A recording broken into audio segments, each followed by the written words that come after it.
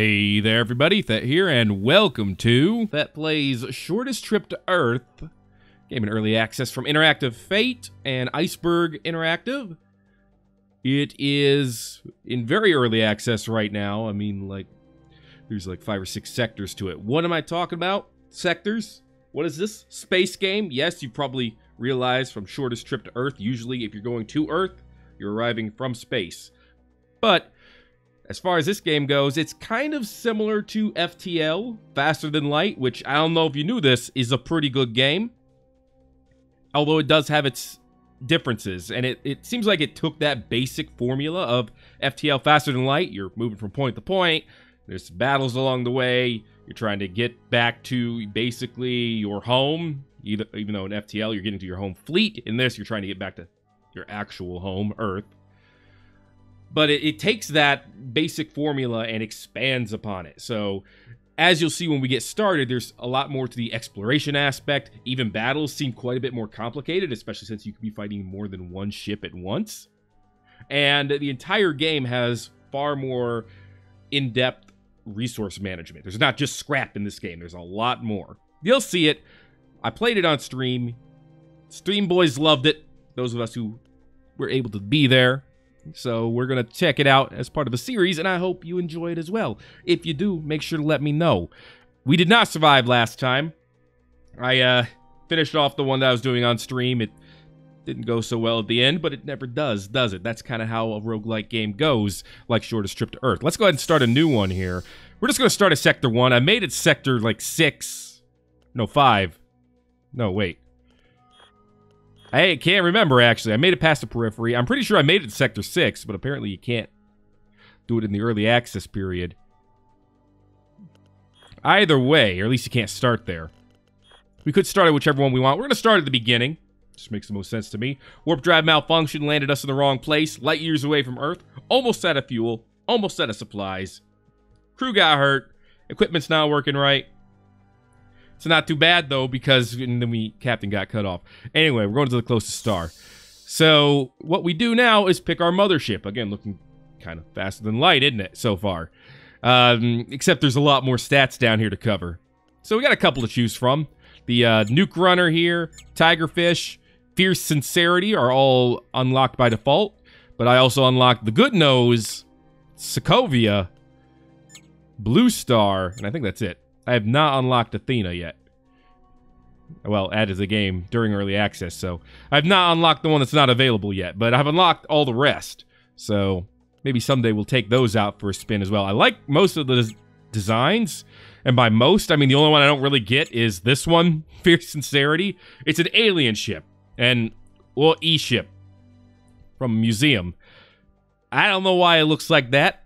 It looks like it's just something that somebody drew out an outline of, and then the texture department just kind of slaps some gradients on there. But all right, that's the alien style. That's the alien style. What am I supposed to say about it? I took the Tigerfish on my stream run, so let's just go ahead and start with the very first one here, the Nuka Runner, so that we can detail what's going on. It looks a little strange. It's like a box with one non-boxy element on the corner here. But anyway, it's a small missile boat, not built for intergalactic flights, but comes with military-grade armor and engines, providing superior tactical survivability. Also includes a small nuke arsenal, if the relevant paperwork is filled out. Nukes will be important. We'll get to those later. We have 2 weapon slots on this boy, which seems like not a lot for a military-grade ship, but okay. 1 nuke slot for nuking. Other slots, 18 of them, so you can plug other things in. You know, warp, bridge, engines, shields, all that good stuff goes into other slots. 32 base accuracy, 64% base deflection for armor, 5% base of evasion, so not very good chance to actually dodge attacks.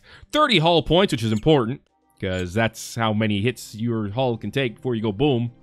And 10 starting crew on this bad boy. All right. What do we name this first one? I'm going to name it Nuka Cola, because it's the Nuka Runner. And I feel like cola. Anyway, moving on here, we get to use our fate points, which I have a ton of. 55 seems like a lot to me.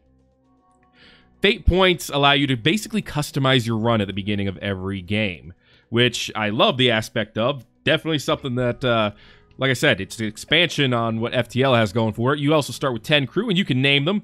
Got a little Meowie Powie here.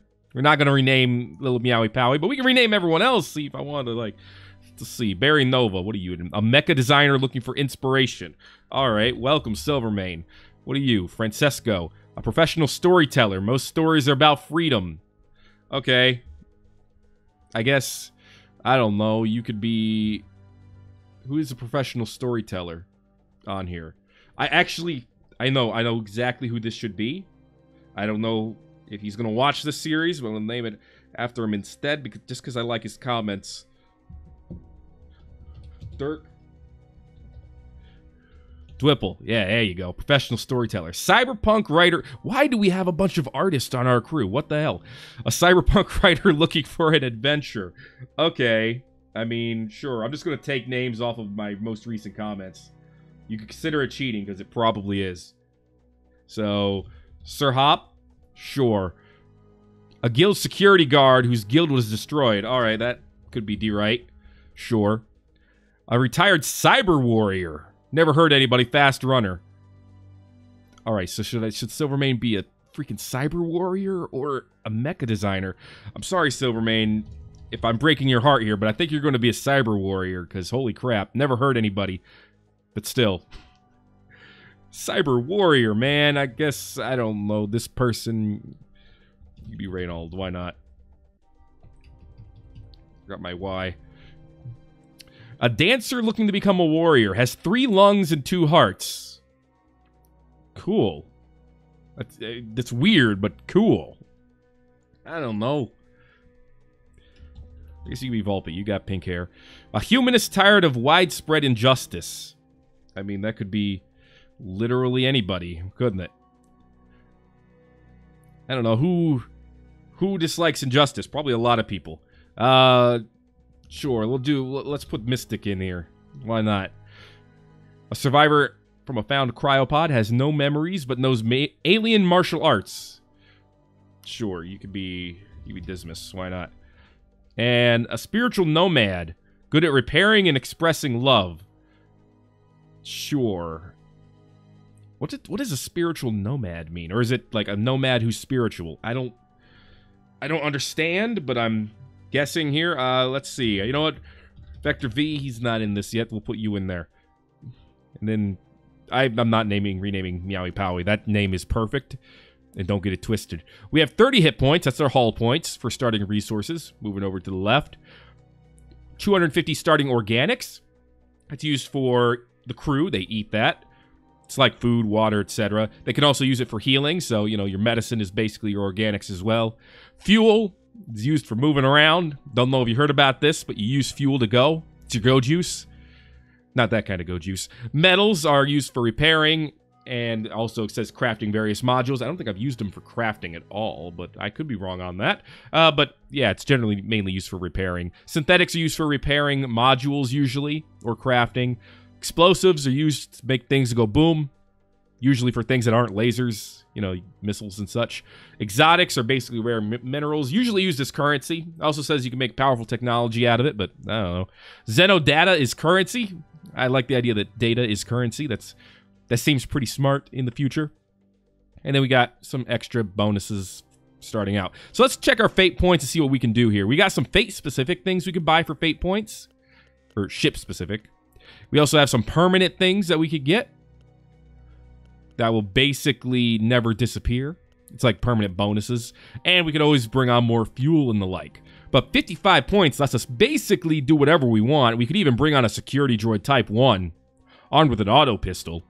Which seems like a good idea. Because that means if we use a security droid, that's one less person who has to die. So you know what? Let's bring on a droid. Right now his name is Chimmer404. I don't know about that, man. But I'll start with that. We can work with that. We can bring on some extra nukes. A selection of nukes. 3 of them. We could bring on a top cadet. A young cadet from Space Academy agrees to join for a small price. Dude is trained. You know what? Let's bring a trained dude. Yeah, I'll be the trained dude. Because I'm cheap and effective. Okay. Can I actually reorder these dudes? I don't think so. No, their order stays the same. Okay, cool. You can bring a Gatling gun. Autonomous Gatling gun receives... Oh, we start with one, but we can upgrade it. Yeah, let's upgrade our Gatling gun, too. Shield generator replace it. We can get a better shield generator. We can get a better sensor. And I'll explain these once we're actually in the game. We can get integrity module, which gives us a little bit more hit points once it's installed. A cryo sleep pod, which will allow someone to go into cryo sleep. They rarely get malfunctions that can result in bad dreams or fire. Cryo sleep allows them to basically stay in stasis. They don't take up food while they're in cryo sleep. It's pretty great. A backup weapon, backup sensor. Probably don't need those. An external fuel tank, grade 2, weaponized. Basically allows you to use a fuel tank as a nuke. 3 rat mercenaries could join for 200 credits. Yeah, some of these you do spend perk points, or excuse me, fate points, and credits or organics to bring them aboard. Or exotics in the case of this rat cook. Let's see, for 31 points, I could get a plus 5% accuracy bonus to all weapons. Or, for 30 points, plus 5 evasion. Or, overall ship deflection for 32 points. We also bring a small bot. It knows vulgar words in all human languages and draws fire from enemy intruders during internal combat. Yeah, I'll take that. All he does really is just go around and insult people. AI based on dolphin consciousness does not follow orders. Cool. Cool. We'll call him Little Echo because he's based on a dolphin, you see. That's pretty great. All right. You can also bring fire safety bots. They put out fires. Don't know if you knew this. Some repair drones or gunnery drones, which could take our places on the weapons or doing repairs. I'll take a maintenance drone, sure. Could also bring on some resource packs. Give us a little bit of bonus resources of 2 types. Yeah, let's bring those on. Drone repair bay, I'll take that. We don't have to install it right away, but we could always just have it. I want to use as many fate points as possible, because if I don't use them, I lose them. So, sure, bring on the med bay. Bring on extra metals, sure. Neo Steel deal, sounds good to me. Bring me some extra fuel. Bring me a gunnery drone, why not? Now we're at 27 points used. Let's upgrade our sensors. Oh, no, I can't do that. I can't afford the credits. I could upgrade our shield. Yeah, let's do that. Shield points are good. Now, physical weapons usually bypass shield, so it's only good against, lasers and the like. But still, that's a good thing. In theory, I could just grab... No, I can't grab more credits. I don't have something that gives me bonus credits because I'm missing a lot of perks. I gotta unlock them in-game, basically. Ugh. Let's grab the improvised cryo sleep module. As well as the integrity module? Yeah, because I brought on some extra metal already. I might as well use some of it. Yeah, give me the 3 extra capital missiles as well. Why not?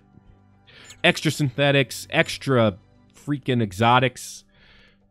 The 2 fire safety drones. Hit me right up with that stuff. That's about it. I mean, I could bring on other stuff, but they all would cost me either credits or organics or something else. I guess 50 extra organics doesn't cost me anything. Yeah, everything else would cost me. I don't really want more crew. I'm starting with 17 crew already. That's ridiculous. I mean, we got Meepo and THX over here, as well as 2 fire extinguishers, which literally have no name. So let's begin with this. This is a ridiculously more powerful build than I had last time. Kind of. The ship itself has less weapons, but we'll see how it does. A malfunction in our ship's warp drive landed us in deep space, as you can see. Stranded away from all possibilities to fuel or resupply. Kinda stuck here. Our only option was to freeze ourselves and accelerate toward the closest star. Off we go. 5 years later. We've been frozen for a while, as you can see. And then we get to refreeze ourselves. And here we are. We're actually in the game. I'm gonna pause actually to start off. We got 7 shield. We got 30 HP. We got, you see our max storage over here to the top left. You see we're using 11 out of 24 power right now. 10 crew. Does not include robots. There's plenty of planets around this little star called Appa. And let's check out our ship. Here we are. This is our actual ship. It's pretty darn busy right now. Got people floating all over the place. So here's the Nuka-Cola. We have a bunch of modules over here in storage, but we also have some point devices, which can take out missiles. It's pretty great. Right now, Meepo's already powering one, a gunnery drone. We do have a command bridge. Right now, it can only have one person in it, and Dirk's taking the lead. Wow, Dirk is not a good person for this. I'll tell you why in a minute. Let's go over our modules first, though. Here's our sensor. It's an improved ship sensor. Range is here at the 475. Bottom one is the star map radar range. What's the difference? This is the sector map, and this is the star map. Farther out, you can see in the star map, the ability, possibly, you can see what's in the other areas, the other stars that you can jump to. All right. Here's our big crypto sleep section. You can store up to 6 crew. We have a smaller one, of course, now. Automatic Gatling Type 2. Ignores shields, which is pretty great. Does damage fairly quickly. It does take explosives per shot, so it's a good thing we have quite a few, because it is a ballistics weapon, of course. Loading time, 11 seconds. Nominal chance to hit the enemy hull, and it's a little bit of asteroid defenses. We have an explosive storage bay, a multi-container for multiple storage, a fuel tank, couple of reactors, an old one and a relatively new one that gives us a little bit of extra power. Does take some fuel per range traveled, as does the jet engine. Heavy jets engine. High quality, 9% evasion, star map speed, asteroid defense bonus. Takes up 18, or 0.18 resources per range unit moved. We have another point defense in the back. We have this big boy right here, Attack Mark II. Right now being manned by Silvermane, who is pretty good on guns, so I'm good with that. 18% chance to do critical damage, also ignores shields, also takes explosives. If you can't tell, I'm going to want to have some explosives on board. Here's our shield generator, by the way. Right now it's at max capacity. Loading time is kind of subtracted right now, probably because it has a good pilot on it. If I were to guess, Mystic's on it. Oh yeah, Mystic's good at this. Takes up 6 power. This is our warp drive right here. Loading time decides how long if we try to run away from a battle. If you're not in a battle, you can jump basically right away. 50 points of fuel to go ahead and jump. Good to know. Here's our capital missile tube. We can throw a nuke in there and then launch it. So that's our ship. It's pretty great. All the people on it? Well, let's take a look at one of them. Reynold. He's thinking about friends right now. He has 7 out of 8 health, so he could use a quick spot in the med bay, which I might install in a bit. He has 1 skill point in operation, 1 in guns, 1 in, what is this, hand weapons? Yeah. So that's inside the ship. And 2 in repairs. So he could be good at repairing. So I should give him the role of a repair officer. That means he'll automatically run around and try to repair things as they become broken. Fire extinguishing drones will automatically firefight, of course, because they're automatically set to that. Repair drones are automatically set to repairing. Gunnery drones aren't automatically set to anything, but they're usually a little bit better with guns. Who would have thought? D-Wright is really good at hand weapons, and he's got an assault rifle as well, so he will be a security officer. His job is to go around and punt anyone who decides to get into our ship. Sir Hop's pretty good at operations, and he has an industrial hand. It's pretty great. We're going to go ahead and keep him here, I think, on the sensors. Dirk, he's also really good at shooting with his laser pistol. I think I'm going to go ahead and have him be a security officer as well, and we'll get someone to take his place on modules. Maybe Dismas, you are a jack of all trades. Tell you what, come over here and take Dirk's place. You will be our captain of the bridge. Volpe, not really too great at anything. Has an acid spewer. I'm going to make you a firefighting officer. You're on the engines right now, which is fine. Let's actually let people start moving around. You're on the engines, which helps it maybe a little bit. But most of these can be controlled from the bridge as well, if there's nobody actually manning them. Mystic, you're on shields. I really like that. I really like that you have 3 points. What am I doing? I'm on... Oh, no, I'm captain now. Sorry, Dismas. I'm the captain now. Mothership AI says she's unfrozen our entire crew. Assign them all to operate modules. You might want to review this later, which we're doing right now. Also completed calculating the shortest route back to Earth. Journey goes through 10 sectors of uncharted space. Each of these sectors will contain 1 ancient warp way, or warp gate, built by precursors before our time, usually controlled by the dominant faction of each sector. We must convince whoever is guarding them to let us through. Marked intergalactic warp gate of this system. Try to explore every system to maximize survival chances. So there you go. Dirk, get off there. Me, get on there. Dismas, might put you on... Let's put you on the Gatling gun. That'll be fine. No, it's automatic. I don't need you on the Gatling gun. What could I put you on? Let's have you help Mystic with shields. See if that actually improves our charge time at all. There's a second... Oh, he only needs one crew member. I guess that's fine.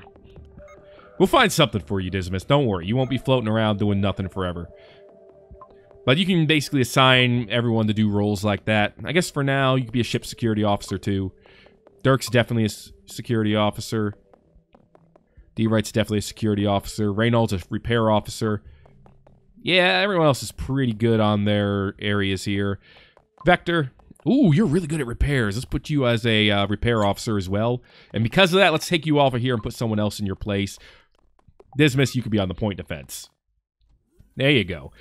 You want the officers probably to not be on something right away, because otherwise they're going to jump off of it as soon as they get the opportunity to go do whatever their other job is. Repair, fight, put out fires, etc.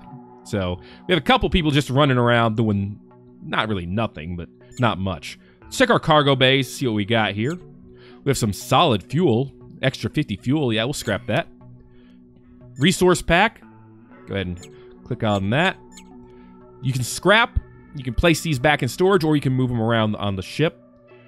You could install it somewhere, but there's no point in installing a resource pack. They're really there to be scrapped. So we're going to do that. Get 40 extra organics and synthetics. We got our old little med bay here. We could install that somewhere. Heals one person at a time. Cost 22 organics per HP healed up. So we'll go ahead and slap that down here, for example. Drone repair station. 15 synthetics per every point of drone repaired. Go ahead and put that in a hybrid slot here.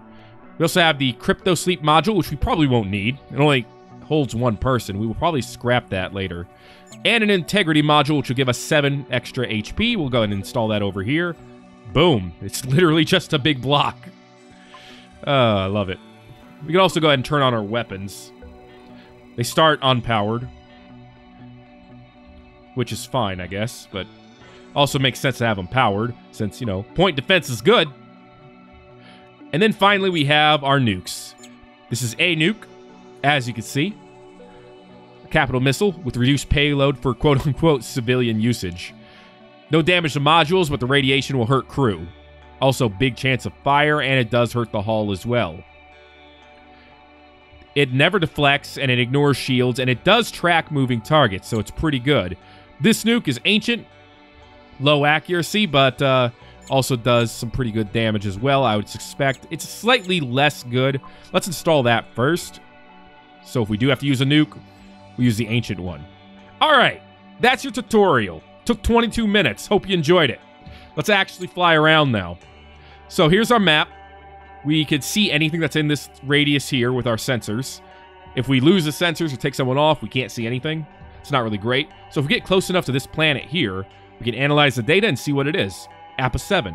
It's a planet with life. If we go there, it'll take, 7 fuel, 20 organics. You can see your fuel and organics wherever you put the mouse, as you can see. So let's head there. All right, we're here. Appa 7. It's a local ecosystem. It's full of strange plants, as you can see. The entire planet seems to carry faint traces of warp energy. Researching the ecosystem will likely generate some value, words, in data credits. We can research the life and prospect for resources, or we can just send drones to get scientific samples. Let's go ahead and send some crew down and see what's going on. The dominating plants on this planet grow enormous pods filled with oily substances, fruit. Analysis indicates the fruit oil can be processed into star fuel, as it carries a small warp charge. Harvest them? We can harvest them. We can do a mass harvest, but we'll probably do damage to the planet if we do that, and it'll cost quite a few synthetics. We can just research it, or we can disengage. Well, our resource containers are definitely not too full. We could definitely harvest a few fruits. Let's not hurt the planet. Let's get some. Process the star fuel. Other plant parts were fed to organics containers, so we got a little bit of organics, a little bit of fuel. Cool. I would say that's a good start. It's a little nebula or something here, which will reduce our visibility. You can see it on the map. as you can see. See what this planet is. We'll check them all out before we head to the next area. Gas giant, Appa 9. Harvestable fuel in the atmosphere. Atmospheric conditions are ideal for mining. Let's mine some gas. Atmospheric activity starts to intensify, threatening to turn into a dangerous megastorm.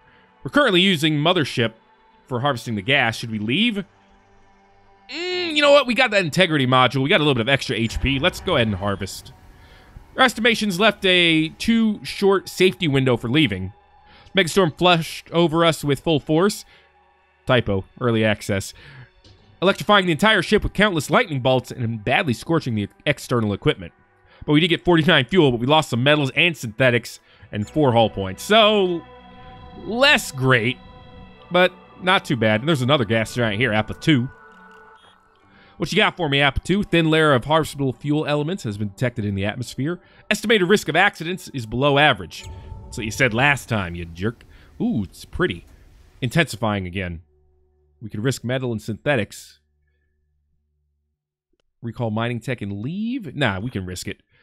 Went smoothly. Megastorms proved to be weak in the end. 77 fuel, no loss of resources. Sweet. Space station, unknown trade signal. What you got for me?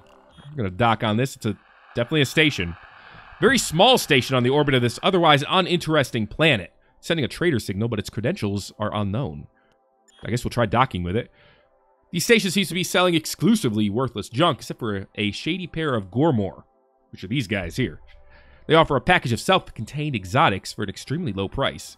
No refunds, of course. 5 exotics for 99 creds. I mean, it's probably not worth it, but what the heck. Uh-oh. The self-contained package around the exotics breaks in minutes after having been delivered to us. It was just a cheap replica of advanced containers normally required to keep exotics stable. So we still got the exotics, and we got the synthetics from the cheap container. So I guess we got a tiny bonus out of it. Dubious traders indeed. Let's fly over here and see what's going on. Planet with an ecosystem. Means there's probably life. Strong electromagnetic interference prevents us from scanning it from orbit. Can't see what's down there without entering the atmosphere. Go nuts. This is one of the famous rainbow worlds. A superactive semi-biological soup of various rare chemicals. Seems like a good spot for harvesting organics and possibly more. Yeah, let's go nuts. Research shows local rainbow soup. Best soup. Viable resource. We could easily set up some extraction and processing facilities. Get a good deal of resources out of it. So we can get organics, fuel, or explosives. Nifty. Either way, it's going to cost metals and synthetics. We're really low on metals, but I think we should still try to get some explosives.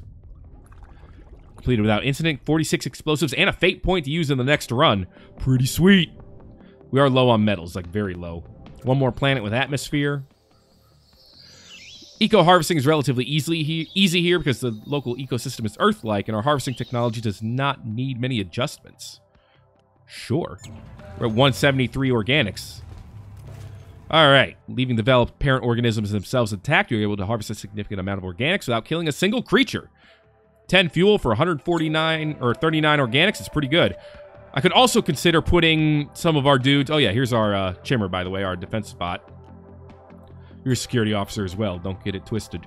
I could consider sending some of these guys. They're trying to repair this integrity damage, but we don't have the metal for it. Into cryo sleep so they won't take up the organics. 9 right now per 100 units. Whereas Sir Hop, 9. Most of us eat about 9. I eat a little bit too much. It's realistic, you see. Dirk eats even more than I do. But we could put some of these guys in here and let them sleep for a while. They won't take up organics if we do. So I tell you what, Reynold, why don't you go in there? You might even heal up while you're in there. Vector, sure. Yeah, get some people in here. D-Right, why don't you go sleep for a while too? We'll wake you all up if we need to, alright? Now, we can hit the warp button and go to the next area. We'll go to Jupus. There's one planet there and a fleet. So maybe they're friendly, maybe they're not. The green area is how far out they can see. They can't quite see us yet, but we see this gas giant. Jupus 4. The gravitational pull of this gas giant is too strong for fuel mining, so pointless. Looks like there's an asteroid field here as well, but let's check out the guys here. Green usually means they're friendly. They're coming to us. How y'all doing? Metals Trader, Techem Collective. Merry existence to you, fellow consciousness. Let us trade varieties of matter for mutual benefit. Our fleet will be departing from this system after present interaction, so we present you an exclusive set of offers. We really want the metals. And I have 4 exotics, so I think this is a good trade. We don't have the credits, so we can't do that. But yeah, let's do that. Thank you for the interaction. Please accept this modest gift as an additional expression of gratitude. They gifted us a ceramic atomic blast-proof sculpture depicting 3 Techem sexual organs in their original organic form. A truly unique tradition expressing the source of everything.